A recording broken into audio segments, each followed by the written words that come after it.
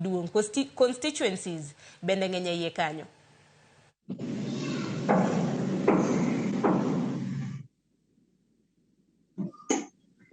Erokamano. I hope ni winja maber koro. Erokamano. Kanyalo loso county ma Homa Bay.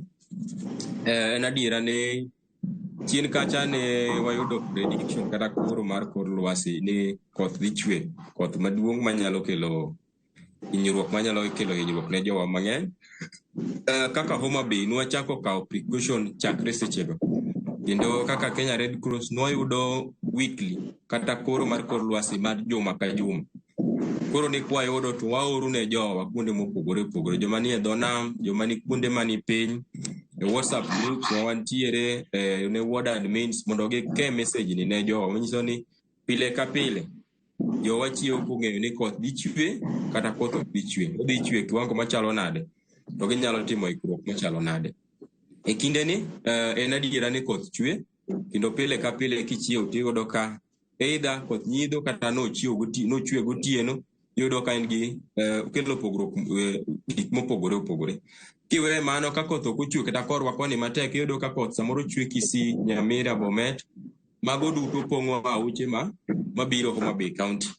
Auche machalo kaka Awach, Kibuon, auche machalo kaka Miriu, gin ok girit kata koth machwe Homa Bay ka. Ka koth ochwe e islands, pinje man malo chalo kaka Bomet, Kisii, Nyamira, tiyudo ka gipong' ma ka gichopo piny koni kendo gichak giketho mana gige jowa.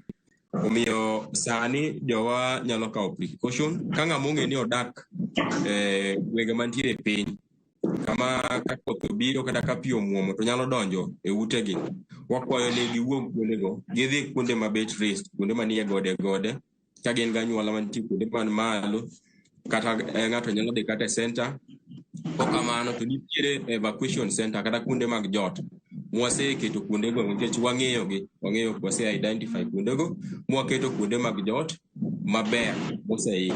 Kuonde ma ng'ini sani penj dhi mbele, kuonde ma penj ok dhi mbele wang'eyo, wase identify, ng'ato nyalo dhi kuonde machalo kamago. Sani bende wakwero ji ni gik machalo kaka poles mag stima, kidhi kuonde machalo kaka Chuo Beach, yudo ka poles mag stima samoro ogore piny nikech gikunyo kuoyo ma poles obedo mawik. Kata kiwe kuonde machalo kamago, other areas inyalo yudo ka samoro pole mar stima ogore piny sama koth chwe. Ng'ato kik dhi kuma chalo kamano, take precaution nikech samoro stima pok ong'adi to riwore gi pi. Joma bende tiyo gi solar lights, iyudo ka samoro ng'ato tiyo gi solar to ok oketo lightning arrestor. Sama koth chwe wakwayo ni ji disconnect gik matiyo gi stima mondo ka koth orumo tinyalo reconnect again. Kinde ma koth chwe yudo ka yot sana mondo polo otudre gi gige stima mwatiyogo machalo kaka TV, radio, gige solar mwatiyogo ma samoro nyalo kelo lightning e utewa. Aeto yudo ka gik machalo kaka sani ni yudo ka nyawadwa ma Migori wacho ni ng'ato chomo ohula gi wang' teko ni ong'e kuma daraja nitie.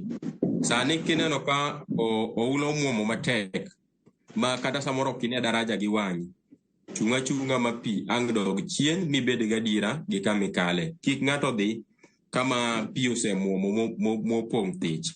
Kata kane in kama bor tiwinjo ni pi omuomo dalani, kuong iwe mondi ma mi wach kata mi information ni kamidhiye no koro ber inyalo dhi. To kik idhi kionge gi information moromo.